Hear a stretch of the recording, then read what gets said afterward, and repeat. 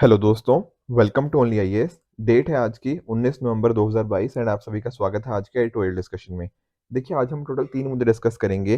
पहला है collegium system से संबंधित, काफ़ी देखो इम्पोर्टेंट रहा है, पिछले कुछ दिनों में काफ़ी न्यूज़ में भी है। तो इसको एक्सटेंसिवली डिस्कस करेंगे, कैसे इसका एवोल्यूशन हुआ एंड क्या क्रिटिसिज्म वगैरह इसका बोला जा रहा है। सेकेंडली हम डिस्कस करेंगे गवर्नर और कॉन्स्टिट्यूशन। तो देखो, आजकल स्टेट्स के और सेंटर के बीच में थोड़े रिलेशंस काफ़ी जगह हमें देखने को मिलते हैं, जहाँ पर इश्यूज़ कुछ देखने को मिलते हैं, जहाँ पर गवर्नर की वजह से कुछ ना कुछ कॉन्फ्लिक्ट यहाँ पे देखने को मिलता है। तो उसी कॉन्फ्लिक्ट को हम यहाँ पे आज समझने की कोशिश करेंगे। जो हमारा तीसरा मुद्दा है, वो है इंडियन एयर फोर्स से संबंधित। तो इंडियन एयर फोर्स के रिगार्डिंग जो एक नया डॉक्ट्रिन चाहिए, उसके रिगार्डिंग यहाँ पे राइटर ने बात करी है, तो इसको भी हम समझेंगे। But before that, quote of the day.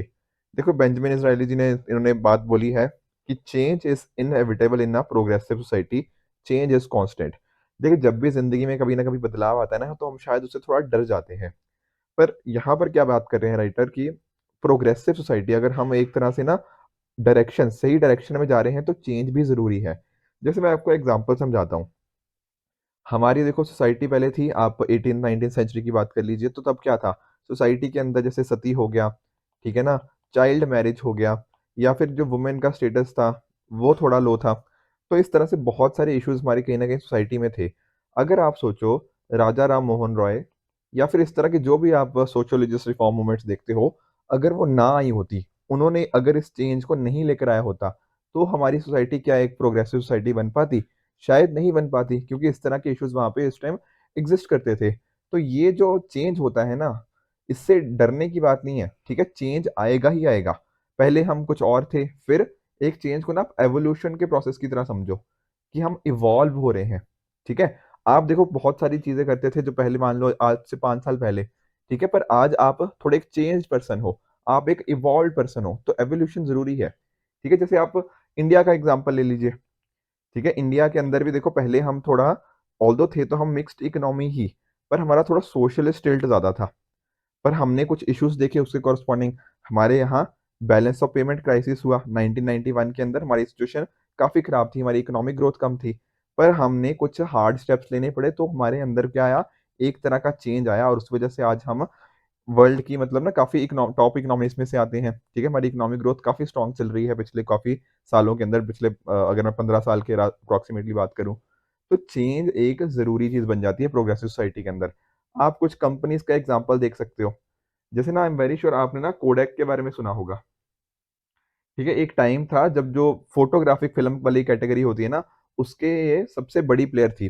पर आजकल हमें ये कंपनी का नामो-निशान ही सुनने को नहीं मिलता। ये बहुत ही कम सुनने को मिलता है। रीज़न क्या है इसके पीछे का? रीज़न है कि ये बदलते हुए समय के साथ बदल नहीं पाए। आपने ना देखो, नोकिया के फ़ोन्स आप सुनते हो, ठीक है? नोकिया के फ़ोन सुने हुए मतलब वो कोई टाइम था 2005-2010 के आस-पास का, नोकिया के फ़ोन्स इतने पॉपुलर थे। आजकल नोकिया हमें एटलीस्ट मोबाइल सेगमेंट्स के अंदर तो नहीं दिखता। रीज़न क्या है? नोकिया ने चेंज को नहीं समझा कि क्या चेंजेज़ आ रहे हैं, एंड अपने उस पर्टिकुलर चीज़ के साथ अपने आप को इवॉल्व नहीं कर पाए, उस चेंजिंग नीड्स के साथ अपने आप को चेंज नहीं कर पाए। तो जो इंसान चेंज से थोड़ा डरता है ना, कहीं न कहीं वो इवोल्यूशन के प्रोसेस को नहीं समझ पा रहा, एंड अकॉर्डिंगली वो प्रोग्रेस अपनी लाइफ़ के अंदर नहीं कर रहा। तो चेंज से ज़रूरी नहीं है कि डरना ही हो, चेंज के साथ आप अडैप्ट हो, कुछ चेंजेज़ ज़रूरी भी होते हैं। कई बार देखो, स्पोर्ट्स के अंदर मान लीजिए हमारी टीम ने अगर खराब परफ़ॉर्म किया, तो कई बार चेंजेस लेकर आने पड़ते हैं। उसी तरह से आप देख लीजिए, जो भी कई बार ना बैंक्स के अंदर, कई बार ना मैंने देखा, जब टेक्नोलॉजी वगैरह आती है ना बैंकों के अंदर, तो बैंक एम्प्लॉइज़ थोड़े रेसिस्ट कर रहे थे उस टाइम। पर आजकल का टाइम देख लो, टेक्नोलॉजी कितनी ज़्यादा ज़रूरी हो चुकी है। तो ये रेजिस्टेंस डेफ़िनिटली आती है चेंज के कॉरस्पॉन्डिंग, पर अगर हम चेंज को थोड़ा एक प्रोग्रेसिव मैनर के अंदर लें, तो डेफ़िनिटली हमारी लाइफ़ उससे थोड़ी बेहतर हो सकती है। On that positive note start करते हैं हमारे पहले एडिटोरियल के साथ, जो क्या है, कोलिजियम सिस्टम से संबंधित। देखो, जीएस पेपर 2 के इस पर्टिकुलर कंपोनेंट के साथ आप इसको रिलेट कर सकते हो। देखिए, राइटर यहाँ पे बात कर रहे हैं कि जैसे जो अभी हमारे यूनियन लॉ मिनिस्टर हैं किरण रिजिजू जी, इन्होंने कोलिजियम सिस्टम के रिगार्डिंग थोड़े रिमार्क्स लिए हैं, तो उसको थोड़ा समझेंगे। बट बिफोर दैट हम थोड़ा समझ लेते हैं कि आखिर ये कोलिजियम सिस्टम है क्या? देखो, अगर आप जाओगे ना, आर्टिकल 124 हो गया, या फिर आर्टिकल आप 217 भी देख सकते हो। यहाँ पर आपको ना ये अपॉइंटमेंट कैसे होती है, मतलब सुप्रीम कोर्ट का एस्टेब्लिशमेंट है, पर साथ ही साथ जजेस की अपॉइंटमेंट कैसे होती है, उसके रिगार्डिंग यहाँ पे कुछ सेंटेंसेस मिल जाएँगे। जैसे फॉर एग्जांपल यहाँ क्या लिखा है, एवरी जज of Supreme Court shall be appointed by president. तो अपॉइंट कौन करेगा? President, by warrant under his hand and seal, after consultation with such जजेस of Supreme Court and high court, ठीक है ना। तो यहाँ पर देखो हो क्या रहा है, या फिर आप यहाँ पर भी देख सकते हो, यहाँ पे चेक कर सकते हो। तो यहाँ एक वर्ड आ जाता है क्या, कंसल्टेशन, मतलब अपॉइंट कौन कर रहे हैं, प्रेसिडेंट साहब ही, पर कंसल्ट किसके साथ कर रहे हैं, मान लीजिए चीफ जस्टिस ऑफ इंडिया के साथ। अब यहाँ पर एक बहुत मेजर क्वेश्चन आ गया कि प्रेसिडेंट और इनके बीच में क्या हो रहा है, एक तरह का कंसल्टेशन। ये है क्या, एग्जीक्यूटिव, एग्जीक्यूटिव और जुडिशरी के बीच में क्या हो रहा है, एक तरह का कंसल्टेशन हो रहा है। तो कंसल्टेशन का मीनिंग क्या है आखिर, क्या सिंपली प्रेसिडेंट साहब को इनको कंसल्ट करना है। मैं समझाता हूँ, देखो मान लो ये है क्या, प्रेसिडेंट साहब और ये है चीफ जस्टिस ऑफ इंडिया। तो लिखा है वर्ड क्या, कंसल्ट करना। कंसल्ट करने का मीनिंग क्या है, क्या ये मीनिंग है कि इन्होंने एक कोई नाम दिया, मान लो अमित, पर्सन एक अमित का नाम दिया, तो क्या प्रेसिडेंट साहब उसको मना कर सकते हैं, नहीं कर सकते, क्योंकि कंसल्ट करने का बोल रहे हैं ना। या फिर ऐसा है कि प्रेसिडेंट साहब को मानना ही पड़ेगा।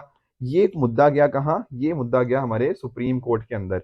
और सुप्रीम कोर्ट ने ना फिर बहुत अलग अलग केसेस आए।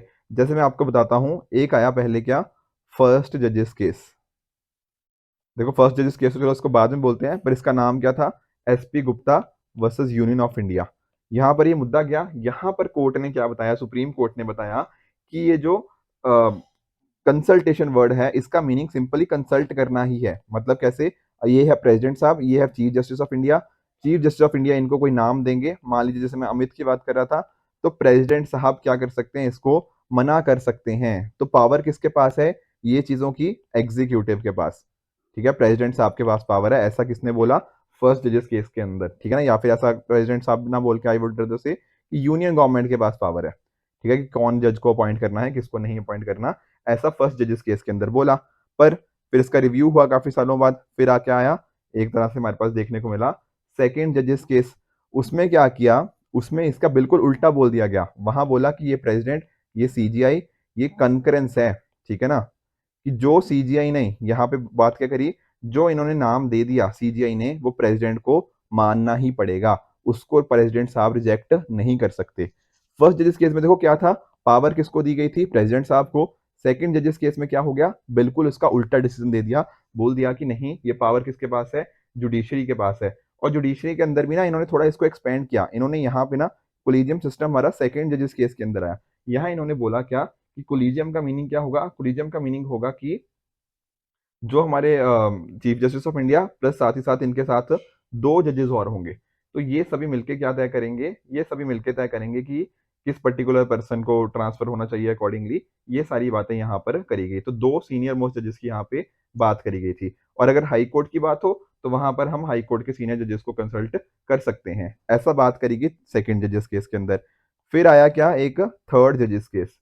इसमें क्या हुआ, इसमें भी सिमिलर ही बातें ही बोली गई, बस एक तरह से बोलिए कि जो हमें कोलिजियम सिस्टम था उसको थोड़ा एक्सपेंड कर दिया। किस तरह से एक्सपेंड कर दिया, कि एक तो इन्होंने कुछ गाइडलाइंस दे दी, प्लस साथ ही साथ ये यहाँ पर क्या बोला कि कोलिजियम के अंदर कौन होंगे, चीफ जस्टिस ऑफ इंडिया और उनके 4 सीनियर मोस्ट कॉलीग्स, दो नहीं होंगे, 4 होंगे।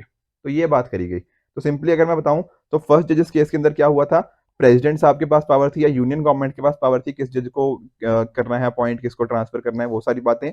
सेकंड जजेस केस के अंदर कोलिजियम सिस्टम आया, पर यहाँ पे पावर किसके पास आ गई थी, कोलिजियम के पास। कोलिजियम मतलब चीफ जस्टिस प्लस 2 जजेस। पर थर्ड जजेस केस के अंदर इस कोलिजियम को तो एक तरह से एक्सपेंड कर दिया, और हमारे पास क्या आ गए, chief justice of India plus 4 senior most जजेस। तो ये थी पूरी कहानी। आई होप आपको कोलिजियम सिस्टम आज के टाइम क्या चल रहा है वो समझ आ गया होगा। बहुत सारी और भी गाइडलाइंस यहाँ पे दी गई थी, उनको डिस्कस करने की जरूरत नहीं है हमारे लिए, ठीक है। तो ये था पूरा एवोल्यूशन। अब यहाँ पर देखो बात क्या हो रही है, यहाँ पर बात हो रही है कि जो यूनियन लॉ मिनिस्टर है किरण रिजिजू, इन्होंने इसको क्रिटिसाइज किया है थोड़ा कोलिजियम सिस्टम को। देखो आप एक चीज रियलाइज करो, कोलिजियम सिस्टम ना देखो कैसे इवॉल्व हुआ है, ये इवॉल्व हुआ है ये जो सुप्रीम कोर्ट के अलग अलग जजमेंट्स के कॉरस्पॉन्डिंग, ठीक है ना, जो 3 जजेस केस हुए उनके कॉरस्पॉन्डिंग इसको इवॉल्व हुआ। अब यहाँ पर ना इसकी कोई कॉन्स्टिट्यूशनल बैकिंग नहीं है, कहीं ये शब्द आपको कॉन्स्टिट्यूशन में दिखता नहीं है कोलिजियम वर्ड, नहीं, ऐसा कहीं भी हमें देखने को नहीं मिलता। तो ये भी एक इशू हो गया, ठीक है। बाकी लोग बोलते हैं क्या कि ट्रांसपेरेंसी नहीं है, बिल्कुल ओपेकनेस प्रोसीजर है। ये 5 लोग कैसे डिसाइड कर रहे हैं, चीफ जस्टिस ऑफ इंडिया और 4 सीनियर मोस्ट जजेस कैसे डिसाइड कर रहे हैं, वो काफी बार एक क्वेश्चन आ जाता है। पावर देखो एज पर कॉन्स्टिट्यूशन क्या है, प्रेसिडेंट साहब के पास पावर है कि वो कंसल्ट करें। तो सुप्रीम कोर्ट ने क्या किया है, ये जजेस को अपॉइंट करने की पावर जुडिशरी के पास ही ले आई है। तो कहीं ना कहीं इसके रिगार्डिंग काफी क्वेश्चंस उठते रहते हैं। अब ये जब ये बात होगी कि नहीं ये तो बहुत ही ओपेक प्रोसीजर हो गया, कोई पारदर्शिता ही नहीं है, तो हमारी गवर्नमेंट ने क्या कोशिश करी थी, एनजैक लेकर आने की कोशिश करी थी, नेशनल जुडिशियल अपॉइंटमेंट कमीशन। अब इसके अंदर क्या था, देखो इसके अंदर ना इन्होंने बोला कि हम 6 लोग होंगे। 6 लोग कौन होंगे, एक होंगे चीफ जस्टिस ऑफ इंडिया, साथ में होंगे उनके 2 सुप्रीम कोर्ट के जज, और उसके अलावा एक होंगे लॉ मिनिस्टर, और साथ ही साथ कौन होंगे, 2 एमिनेंट पर्सन्स। ये सारे लोग मिलकर तय करेंगे कि किसको किस तरह से वर्क करना है, कौन अपॉइंट होगा जज, कौन ट्रांसफर होगा, ये सारी चीजें। पर फिर क्या हुआ, हमारी सुप्रीम कोर्ट को ये चीज पसंद नहीं आई। उन्होंने बोला क्या कि ये इंडिपेंडेंस ऑफ जुडिशरी, जुडिशरी की ऑटोनॉमी होती है, उसकी इंडिपेंडेंस होती है, उसके अगेंस्ट जा रहा है। इस वजह से क्या कर दिया गया, इसको स्ट्रक डाउन कर दिया गया, एनजैक को, जो 99th कॉन्स्टिट्यूशनल अमेंडमेंट था उसको हटा दिया गया। ठीक है ना, तो ये सारा मुद्दा था किस तरह से अभी तक वर्किंग हुई है। अब बस बार बार यही मुद्दा ना बार बार न्यूज में आता रहता है, जो इसके फेवर में बोलते हैं वो फेवर में बताते रहते हैं कि नहीं इससे इंडिपेंडेंस बढ़ी है। ऑन द अदर हैंड जब मैं बात करता हूँ बाकियों की, तो बताते रहते हैं कि किस तरह से इसने ट्रांसपेरेंसी को हैम्पर किया है, कि जुडी इंडिया शायद इकलौती ऐसी कंट्री है जहां पर जजेस ही अपने और जजेस को अपॉइंट कर रहे हैं, तो काफी एक क्वेश्चनेबल चीज हो जाती है। ठीक है ना, अभी देखो अभी जो रिसेंटली भी देखो एक किया गया, तो उसके रिगार्डिंग भी कुछ इश्यूज यहाँ पे हमें देखने को मिले थे। ठीक है ना, तो गवर्नमेंट की भी देखो ये चीज है कि किस तरह से ना ये जुडिशरी के पास जो पावर है ये गलत तरह से यूज ना हो, राइट। पर एक चीज इसके साथ ही साथ है, ये जो गवर्नमेंट का डिसीजन था, सॉरी गवर्नमेंट नहीं, जो सुप्रीम कोर्ट का डिसीजन था, उसको अभी तक देखो चैलेंज नहीं किया गया। पर ऐसा नहीं है कि जो गवर्नमेंट है वो हमेशा के लिए इसके रिगार्डिंग साइलेंट बैठी रहेगी, और एक तरह की अपॉइंट अकाउंटेबिलिटी की इसके रिगार्डिंग जरूरत होनी चाहिए कि कुछ तरह की अकाउंटेबिलिटी आई जाए। ठीक है ना, तो यही सारी चीजें हैं कि किस तरह से यहाँ पे राइटर वही बात कर रहे हैं कि अगर वहां पे जो 4:1 के साथ हमने जजमेंट देखा जो एनजैक को हटाने का, तो ये वाली चीज ने ना थोड़ा अपेकनेस लेकर आ गई है, थोड़ा हमें जरूरत क्या है, जरूरत है इसके अंदर एक तरह की अपॉइंट अकाउंटेबिलिटी, और साथ ही साथ एक तरह की ट्रांसपेरेंसी लेके आने की। ठीक है, एनजैक के अंदर देखो एक दिक्कत ये भी थी कि कहीं ना कहीं ऐसा था कि 3 लोग आ रहे थे जुडिशरी से और 3 लोग आ रहे थे बाहर से, जो एक लॉ मिनिस्टर हो गया और जो 2 एमिनेंट पर्सन। तो डेफिनेटली हमें क्या करना है, हमें एक तरह का बैलेंस लेकर आना है। जुडिशियल इंडिपेंडेंस बिल्कुल जरूरी है, बट ऐसा भी नहीं होना चाहिए कि जुडिशियल इंडिपेंडेंस की वजह से जो एक तरह से उससे ओपेक प्रोसीजर हो जाए पूरा का पूरा, कि पता ही नहीं लग रहा कौन से जज को क्यों अपॉइंट कर दिया। ये सारी चीजें नहीं होनी चाहिए। एक तरह की पॉसिबिलिटी रहती है नेपोटिज्म की भी, कि जो चीफ जस्टिस ऑफ इंडिया हो गए, जो बाकी लोग हो गए, जो कोलिजियम सिस्टम के अंदर हैं, वो एक तरह से अपने मनमर्जी के लोग ना बिठा दें, जो उनके पसंदीदा लोग हों। नहीं, होना क्या चाहिए, मेरिट के बेसिस पे होना चाहिए। पर जो कोलिजियम सिस्टम है उसने इस चीज की पारदर्शिता को खत्म कर दिया है कि किस बेसिस पे कर रहे हैं, क्यों कर रहे हैं, ये सारी चीजें क्योंकि हमें नहीं पता लगती, तो इस चीज को भी इंश्योर करने की जरूरत है कि ये ओपेकनेस खत्म हो, but at the same time judicial independence भी मेंटेन रहे। तो आई होप आपको ये कोलिजियम सिस्टम वाला चीज पूरे अच्छे से समझ आई होगी। चलते हैं हमारे नेक्स्ट एडिटोरियल की तरफ। चलते हैं हमारे दूसरे एडिटोरियल की तरफ, जो क्या है, governors under the constitution and not above it. इसको आप रिलेट कर सकते हो जीएस पेपर 2 के इस कॉम्पोनेंट के साथ। देखिए यहाँ पर ना डिस्कशन फिर उसी के रिगार्डिंग हो रहा है। जैसे फॉर एग्जांपल आप जानते हो कि गवर्नर का काम क्या है। गवर्नर एक तरह का एक लिंक है, लिंक किसके बीच में, एक सेंटर और स्टेट के बीच में।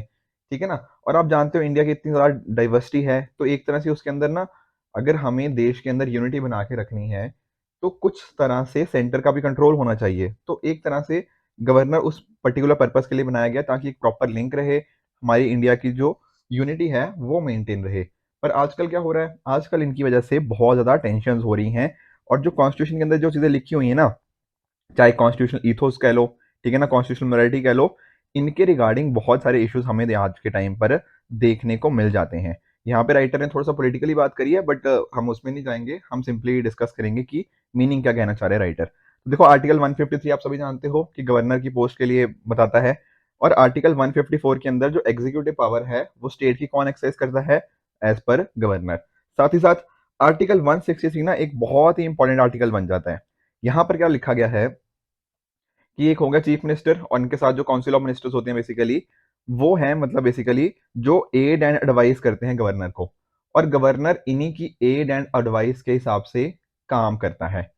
पर इसके साथ ही साथ क्या है, कुछ जगह गवर्नर क्या कर सकते हैं, अपनी डिस्क्रिशन अपनी मर्जी के हिसाब से भी काम कर सकते हैं, राइट। तो ये जो पर्टिकुलर चीज है ना, यहाँ पर कई बार कंट्रोवर्सी हो जाती है कि ये क्या है डिस्क्रिशन, क्योंकि कई जगह डिस्क्रिप्शन बता रखी है, कई जगह एज इन ना कई जगह डिस्क्रिप्शन नहीं बता रखी कि डिस्क्रिप्शन क्या है, वो भी गवर्नर के हाथ में एक बार काफी बार आ जाता है, और यही पर कॉन्फ्लिक्ट आ जाता है between the state government and that of governor. तो ये एक मेजर इशू बन के आ गया है। तो गवर्नर देखो बहुत सारे अलग अलग, जैसे आप चाहे बात कर लो सरकारिया कमीशन की बात कर लो, तो इन्होंने भी सेंटर स्टेट रिलेशनशिप के कॉरस्पॉन्डिंग बताया क्या है कि गवर्नर एक ऐसा पर्सन होना चाहिए जो थोड़ा इंडिपेंडेंट होना चाहिए, ठीक है, नॉन पार्टीसन।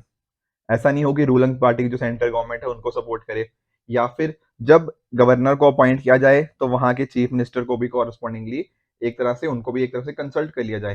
तो ये सारी चीजें हमें यहाँ पे देखने की जरूरत है ताकि इंश्योर किया जा पाए कि गवर्नर एक तरह का लिंक जरूर बने सेंटर और स्टेट के बीच में, पर दोनों के बीच में टेंशन का कारण ना बने। यहाँ पे देखिए सुप्रीम कोर्ट की एक जजमेंट भी थी Shamsher Singh versus state of Punjab, वहां पर भी यही सारी बातें बोली गई हैं कि रूल्स ऑफ बिजनेस के कॉरस्पॉन्डिंग उनको रूल्स बनाने होते हैं। पर बहुत जगह जो अलग अलग आप देखते हो आर्टिकल 360 356 के ना, ये सारी चीजें जो जहां पे हम बात कर लेते हैं 356 के अंदर प्रेसिडेंट रूल के कॉरस्पॉन्डिंग, तो काफी इस तरह के इश्यूज हमें यहाँ पे देखने को मिल जाते हैं, राइट। तो आर्टिकल 356 जो मैं आपको बता भी रहा था। अब देखो यहाँ पर ना एक दो चीजें आती हैं, जैसे फॉर एग्जांपल एक हमारा स्टेट के कॉरस्पॉन्डिंग हो गया चीफ मिनिस्टर, एक हो गया गवर्नर। अब इनको ना जानबूझ के थोड़ा अलग रखा गया, जैसे चीफ मिनिस्टर या फिर अदर शुड से जो भी आपके लेजिस्लेटिव असेंबली होती है उसके कॉरस्पॉन्डिंग आप खुद उनको इलेक्ट करते हो। बेसिकली ये क्या होते हैं, डायरेक्टली इलेक्टेड। तो गवर्नर की पोस्ट को भी ना हमने डायरेक्टली इलेक्टेड नहीं बनाया, क्योंकि होता क्या, अगर मान लो ये भी इलेक्ट किए जाते लोगों के द्वारा ही और ये भी चुने जाते लोगों के द्वारा ही, तो दिक्कत क्या आती, दिक्कत आती है एक तरह की पैरेलल एडमिनिस्ट्रेशन की, ठीक है ना। इसको हम नहीं चाहते थे पैरेलल एडमिनिस्ट्रेशन, कि दोनों एक तरह से दूसरे के साथ क्या करें, पावर टसल हो। उसी चीज को रोकने के लिए हमने दोनों के इलेक्शंस अलग अलग तरह से बनाए हैं। हमारी जो कॉन्स्टिट्यूशनल असेंबली है ना, उसमें बहुत सारी डिबेट्स हुई हैं इसके रिगार्डिंग कि गवर्नर का रोल आखिर होना क्या चाहिए। जैसे फॉर एग्जाम्पल, ठीक है ना, कॉन्स्टिट्यूट असेंबली के एक बहुत इंपॉर्टेंट मेंबर थे प्रोफेसर के टी शाह। इन्होंने बताया था कि गवर्नमेंट जो गवर्नर है वो अपनी पावर को यूज करे एज पर द कॉन्स्टिट्यूशन। उसी तरह से और भी जैसे आप देख लीजिए, जैसे बीजी खेर हो गए, ठीक है ना, ये महाराष्ट्र के 2 बार चीफ मिनिस्टर रहे हैं। इन्होंने भी बोला था कि गवर्नर का रोल क्या होना चाहिए, कि किस तरह से वो एक अच्छी डायरेक्शन में स्टेट को लेके जाए। और इनका मानना था कि गवर्नर अगर अच्छा होगा ना तो बहुत कुछ सही कर देगा, पर अगर गवर्नर बुरा हो गया तो वो स्टेट कॉन्स्टिट्यूशन के हिसाब से काम कर ही नहीं पाएगी।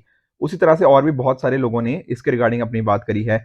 जैसे आप देख लीजिए के एम मुंशी जी, ठीक है, आप जानते हो जो ड्राफ्टिंग कमेटी है उसके बहुत ही इंपॉर्टेंट मेंबर रहे हैं, ठीक है, डॉक्टर बी आर अम्बेडकर के साथ इन्होंने काफी अच्छे से काम किया है। तो इन्होंने भी यही बात करी थी कि जो गवर्नर है तो उसको नॉमिनेट किया जाए सेंटर के कॉरस्पॉन्डिंग। एक तो उससे क्या होगा, जो पैरेलल एडमिनिस्ट्रेशन है वो रुकेगी, साथ ही साथ ऐसा नहीं होगा कि वहां की लोकल पार्टी पॉलिटिक्स से थोड़ा दूर रहे। तो ये चीज इंश्योर करने की यहाँ पर बात इनके द्वारा करी गई। बाकी देखो डॉक्टर बी आर अम्बेडकर इन्होंने भी इसी चीज को इंश्योर करने की कोशिश करी कि ये जो डिस्क्रिशन वाले फंक्शन है ना, ये जनरली हमें थोड़े कम रखें, ताकि ऐसा ना हो कि दोनों के बीच में एक तरह से कॉन्फ्लिक्ट ऑफ इंटरेस्ट बनता रहे, सेंटर सॉरी स्टेट गवर्नमेंट के बीच में एंड साथ ही साथ जो हमारे जो वहां की गवर्नर है उनके कॉरस्पॉन्डिंग। तो ये सारी चीजें यहाँ पे इनके रिगार्डिंग बात करी। तो इन्हीं सभी डिबेट्स के थ्रू ना राइटर एक चीज क्या हाईलाइट करना चाह रहे हैं, राइटर ये हाईलाइट कर रहे हैं कि इंश्योर क्या करने की कोशिश करी गई डॉक्टर बी आर अम्बेडकर के द्वारा कि दोनों के बीच में एक अच्छा रिलेशन हो between state government and central government. And role क्या होना चाहिए गवर्नर का, गवर्नर का रोल यही होना चाहिए ताकि वो एक तरह से दोनों के बीच में एक प्रॉपर लिंक की तरह काम करे, हमारी कंट्री की यूनिटी के लिए काम करे, उसके विपरीत ना काम करे जहां पर दोनों के बीच में एक तरह की टेंशन इमर्ज हो जाए। तो बहुत सारे इस तरह के ना राइटर ने काफी सारे एग्जाम्पल्स दिए हुए हैं। पर आज के टाइम पे देखो क्या हो रहा है, राइटर बता रहे हैं कि बहुत सारी जगह हमें इंटरफेरेंस देखने को मिल रही है। यहाँ पर देखो इनकी बातें करी जा रही हैं कि वो जरूरत से ज्यादा आगे बढ़कर आ रहे हैं गवर्नर, ठीक है, और गवर्नर क्या कर रहे हैं, सेंटर का ज्यादा साथ दे रहे हैं और स्टेट्स के इंटरेस्ट के काफी बार अगेंस्ट जा रहे हैं, ऐसा यहाँ पर राइटर का कहना है। तो जरूरी क्या है, जरूरी देखो ये है कि जो हमारी कॉन्स्टिट्यूशनल इथोस है ना, जो कॉन्स्टिट्यूशन के अंदर जो अलग अलग हमें वैल्यूज बताई गई हैं, एक तरह का प्रॉपर चेक्स एंड बैलेंस की बात करी गई है। हमें वर्क उस हिसाब से करना है, हमें इंश्योर करना है कि ये इस तरह की जो टेंशन इमर्ज हो रही हैं, चाहे देखो जहां पर ना जैसे इन्होंने बताया भी है बीजेपी रूल स्टेट्स को छोड़ के, जैसे फॉर एग्जांपल आप देख लीजिए, ठीक है ना, बहुत बार हमें वेस्ट बंगाल के अंदर देखने को मिल जाता है कि सेंटर और चाहे वहां के गवर्नर हो गए, यहाँ पे जो वहां की सीएम है उनके कॉरस्पॉन्डिंग हो गया, ठीक है, राजस्थान के कॉरस्पॉन्डिंग कई बार केसेस इस तरह के देखने को मिल जाते हैं, पंजाब के कॉरस्पॉन्डिंग देखने को मिल जाते हैं, ठीक है, तो इवन केरला के कॉरस्पॉन्डिंग, केरला को तो काफी इशू भी हाईलाइट हुआ था। तो ये सारे इश्यूज राइटर बोल रहे हैं कि इस तरह के इश्यूज नहीं आने चाहिए। राइट? तो ये सारी चीज़ें इंश्योर करने की ज़रूरत है। ज़रूरत यही है कि गवर्नर्स अपने जो रोल उनको दिया गया है ना, उस हिसाब से फंक्शन करें एंड ना कि वो अपने पॉलिटिकल मास्टर्स के हिसाब से फंक्शन करें। ऐसा यहाँ पर राइटर का मानना है, तभी जो हमारी कॉन्स्टिट्यूशनल ईथोस है, हम उसको प्रोटेक्ट कर पाएँगे, उसी को तभी हम प्रमोट कर पाएँगे और जो एक अच्छा फेडरल स्ट्रक्चर है, उसको हम अपनी कंट्री के अंदर इंश्योर कर पाएँगे। तो ये हो गया हमारा दूसरा एडिटोरियल। चलते हैं हमारे तीसरे एडिटोरियल की तरफ, जहाँ बात क्या कर रही है, इंडियन एयर फोर्स के रिगार्डिंग नए डॉक्ट्रिन लाने की बात करी जा रही है, जो कि जीएस पेपर 3 के इस पर्टिकुलर आर्टिकल से आप रिलेट कर सकते हो। देखो इंडियन एयर फोर्स का मैं आपको थोड़ा-सा बताता हूँ। जैसे ना ये देखो हमारा जो डॉक्ट्रिन है, बेसिकली डॉक्ट्रिन क्या होता है? एक तरह से हमारा किस डायरेक्शन में हम मूव कर रहे हैं, ठीक है ना? किस तरह से हम अच्छे से इस चीज़ को यूज़ कर सकते हैं, उसके रिगार्डिंग एक डॉक्ट्रिन था। ये 2012 का डॉक्ट्रिन है। अब हम किस साल में हैं? 2022 में। अब 2012 से 2022 के बीच में बहुत सारी चीज़ें हो चुकी हैं, नई-नई टेक्नोलॉजीज़ आ चुकी हैं, पर हमारा डॉक्ट्रिन आज भी वही है। ठीक है? तो यहाँ पे राइटर ये बात कर रहे हैं कि अब हमें ना एक नया डॉक्ट्रिन लेकर आ जाना चाहिए। क्यों लेकर आ जाना चाहिए? क्योंकि देखो हम क्या कोशिश कर रहे हैं कि डिफेंस के अंदर आत्मनिर्भरता आए, ठीक है ना?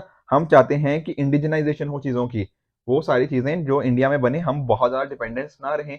तो इस टाइम के ऊपर हमें ज़रूरत है एक अच्छे डॉक्ट्रिन की, जिसके बेसिस के ऊपर हम अच्छे से चीज़ों को काम कर पाएँ, ठीक है ना? अपने आप को इस पर्टिकुलर डायरेक्शन में लेके जा पाएँ, ताकि अगर कोई फ्यूचर में कॉन्फ्लिक्ट भी हो, हम उसके रिगार्डिंग अच्छे से रेडी हूँ, ठीक है? तो ये सारी चीज़ें यहाँ पे राइटर बात कर रहे हैं। देखो बहुत सारी नई-नई हमें एडवांसमेंट्स देखने को मिल जाती हैं, राइट? जैसे फॉर एग्ज़ाम्पल आप देख लो, आर्टिफिशियल इंटेलिजेंस को देख लो, मशीन लर्निंग देख लो। तो देखो इतने सारे चेंजेस जब इतनी तेज़ी से टेक्नोलॉजी प्रोग्रेस कर रही है, क्या उस टाइम पे आपको नहीं लगता कि डॉक्ट्रिन के अंदर भी कुछ चेंजेस लेकर आने चाहिए? द आंसर इज़ येस, बिल्कुल लेकर आने चाहिए, ठीक है? तो जैसे स्पेस हो गया, ठीक है? स्पेस का आने वाले टाइम के अंदर इम्पोर्टेंट रोल रहने ही वाला है। देखो इंडियन एयर फोर्स को ना हमने कई बार ना बहुत सारी वॉर्स के अंदर शायद उतना अच्छे से यूटिलाइज नहीं किया जैसा हम इनको यूटिलाइज कर सकते थे। तो आने वाले टाइम के अंदर इनका रोल बढ़ता ही जाएगा। तो ज़रूरत क्या है? एक प्रॉपर डॉक्ट्रिन होने की। आप देख लो चाहे वेपनाइजेशन ऑफ स्पेस हो गया, स्पेस के अंदर हम वेपन्स लोग अलग-अलग कंट्रीज़ डाल रही हैं। आउटर स्पेस ट्रीटी देखो बनी हुई है, ठीक है ना? जिसके अंदर क्या होता है, जो हमारा मून हो गया, जो हमारी अलग-अलग सेलेस्टियल बॉडीज़ होगी, ठीक है ना? यहाँ पर हम इनके कॉरस्पॉन्डिंग न्यूक्लियर वेपन्स ना डालें, ठीक है? और साथ ही साथ इनका क्या करें, पीसफुल पर्पसेस के लिए इनको यूज़ करें, ठीक है? एक्सप्लोर कर सकते हो, बट ऐसा नहीं है कि आउटर स्पेस के ऊपर आप बोलने लग जाओ कि ये वाली आउटर स्पेस मेरी है, ये वाली पर्टिकुलर आउटर स्पेस इस कंट्री की है। नहीं, इस चीज़ को रोकने की यहाँ पर बात करी गई है। और देखो जब हम बात करते हैं इंडियन एयर फोर्स की या इन जनरल एयर फोर्स की, तो जो वाली कंट्री हाई ग्राउंड पे होती है, मतलब ऊपर वाली होती है, उसके पास डेफिनिटली एक तरह का एडवांटेज होता है। और यहाँ पर अगर हमारे पास एक प्रॉपर ये डॉक्ट्रिन हो, तो डेफिनिटली ये सारी चीज़ें हम इस डायरेक्शन में काम कर सकते हैं, इस चीज़ के अच्छे से काम किया जा सकता है। उसी तरह से देखो यहाँ पे राइटर बात करते हैं आईएसआर के बारे में। जैसे फॉर एग्जांपल आप जानते हो कि किस तरह से हमें मिलिट्री एप्लीकेशन के कॉरस्पॉन्डिंग वर्क करना है, जो आपस में इंटेलिजेंस है, वो एक तरह से इंटीग्रेटेड मैनर में आए एंड उस इंटीग्रेटेड मैनर में आने से क्या हो, हमारे जो अलग-अलग ऑपरेशंस हैं, वो अच्छे से चल पाएँ। एक तरह का प्रॉपर कोऑर्डिनेशन हो, ताकि टाइमली जो इन्फॉर्मेशन होगा, तभी उसके बेसिस पे हम डिसीजन ले पाएँ। ये सारी बातें अगर हमें कहीं न कहीं चाहिए ना, तो उसके लिए एक नया डॉक्ट्रिन होना हमारे लिए बहुत ज़्यादा ज़रूरी है। साथ ही साथ देखो, एक हम बात कई बार करते हैं ना थिएटराइज़ेशन की, तो थिएटराइज़ेशन थोड़ा अलग चीज़ है और ये चीज़ अलग है। थिएटराइज़ेशन में क्या होता है कि हमारा जो इंडियन आर्मी हो गया, हमारी नेवी हो गया, हमारा एयर फोर्स हो गया, इनका एक तरह से एक एक कमांड बनाया जाए जिसके अंदर तीनों के यूनिट्स हों, ताकि एक तरह से हम एक सिंगल एंटिटी की तरह लगें, ठीक है ना? ताकि एक पर्टिकुलर ज्योग्राफिकल एरिया के अंदर हम उस हिसाब से वर्क कर पाएँ। तो यहाँ पर राइटर बात करें कि जो थिएटराइज़ेशन अलग चीज़ है, पर यहाँ पर ये सारी चीज़ें करनी बहुत ज़्यादा ज़रूरी हो जाती हैं। आने वाले टाइम में देखो हमें एक टू फ्रंट थ्रेट फेस करते हैं हम डेफिनिटली, चाइना और पाकिस्तान के कॉरस्पॉन्डिंग। तो यहाँ पर हम क्या कर सकते हैं, हमारी जो लाइक माइंडेड कंट्रीज़ है ना, जो हमारे जैसे सोचती हैं, जैसे क्वाड कंट्रीज़ हो गया, जापान हो गया, ऑस्ट्रेलिया हो गया, यूएसए हो गया, हम उनके साथ मिलकर कुछ जॉइंट ऑपरेशंस भी कर सकते हैं। ताकि हमारे एक तरह से इस डायरेक्शन में कमिटमेंट बनी रहे, ठीक है? तो ये सारी चीज़ें आपस में एक तरह से हमारी अलाइनमेंट हो सकती है, हमारी जैसे-जैसे इकोनॉमी बढ़ रही है, उसके बेसिस पे इस तरह से अलाइनमेंट भी हम डेफ़िनेटली बढ़ा सकते हैं। साथ में देखो जो लोग हैं, हमारे जो पर्सनल हैं, उनको भी किस तरह से इस डायरेक्शन में मूव करना है। अगर नए कुछ चेंजेज़ आते हैं, तो ऐसा ना हो कि उनके रिगार्डिंग कुछ इश्यूज़ आएँ, कुछ टेक्नोलॉजी के रिगार्डिंग इश्यूज़ आएँ, तो ये सारी चीज़ों को सिंक्रोनाइज़ करने की भी बहुत ज़्यादा इम्पोर्टेंट हो जाती है। आप यहाँ पे ना राइटर ने अमेरिका का एग्जांपल दिया हुआ है। देखो जब हम बात करें व कोल्ड वॉर के टाइम की, तो हुआ क्या था पहले ना अमेरिका के पास एक तरह की ज़्यादा पावर थी, बट फिर धीरे-धीरे यूएसएसआर भी उसी डायरेक्शन में आता गया, तो दोनों के पास बैलेंस ऑफ पावर एक तरह से बराबर सा होता गया। पर फिर हुआ क्या, जब 1991 या 1990 के कॉरस्पॉन्डिंग हमने देखने को मिला कि यूएस ने ना एक तरह की रेवोल्यूशन लेकर आई है मिलिट्री अफेयर्स के कॉरस्पॉन्डिंग। और ऐसा नहीं है कि ये जो रिजल्ट हमें देखने को मिला 1991 के अंदर, ये तभी हुआ, नहीं। इसके पीछे की जो रिसर्च थी ना, वो 1965 से ही चलती आ रही थी। तो 25-30 साल लग जाते हैं हमें किसी चीज़ का बहुत अच्छे से आउटपुट देखने के कॉरस्पॉन्डिंग। तो यहाँ पर ना देखो यूएस के अंदर क्या हुआ, कोई भी प्रेसिडेंट था, फ़र्क नहीं पड़ा, पर जो भी प्रेसिडेंट था ना, उसने यूएसए की नेशनल सॉवरेनिटी को मेंटेन करने के लिए सारे स्टेप्स लिए, वहां की आर्मी को और स्ट्रांग करते रहे, ताकि ना ये सारी आर्मी हो गया, एयरफोर्स हो गया, उनको स्ट्रांग करते रहे। तो हमें भी इंडिया के अंदर यही करना है, फर्क नहीं पड़ता सेंटर में कौन सी सरकार है, कौन बैठा हुआ है, नहीं, कंटिन्यूअस एफर्ट्स चाहिए इस डायरेक्शन के अंदर। ठीक है, नेशनल डिफेंस सबकी प्रायोरिटी होनी चाहिए, भले ही भी कैसी भी सरकार हो, कोई भी सरकार हो, तो उनको मिलकर इस डायरेक्शन में काम करने की जरूरत है। तो एयरफोर्स की जब हम बात करते हैं, तो सिर्फ एयरक्राफ्ट फाइटर की ही बात नहीं कर रहे, यहाँ पर नई नई और टेक्नोलॉजी, जैसे फॉर एग्जांपल कॉम्बैट एनेबलर हो गया, एरियल रिफ्यूलर, ताकि हवा के अंदर ही हम जो एक मिलिट्री एयरक्राफ्ट से दूसरे के अंदर ट्रांसफर कर पाए एयर फ्यूल, उसको बोलते हैं एयर टू एयर रिफ्यूलिंग या फिर एरिया रिफ्यूलिंग। ठीक है, आपस में कम्युनिकेशन सिस्टम, रेडार्स, ये सारे के सारे इंपॉर्टेंट हो जाते हैं। ठीक है, तो फाइट के टाइम पे इन सभी चीजों की बहुत ज्यादा जरूरत है। तो अगर इस पर्टिकुलर चीजें जो नई आ रही हैं, उनके अंदर इंडिया एक अच्छा काम करना चाहता है, एक लीड लेना चाहता है, तो हमें डेफिनेटली एक नए डॉक्ट्रिन की बहुत ज़्यादा ज़रूरत है।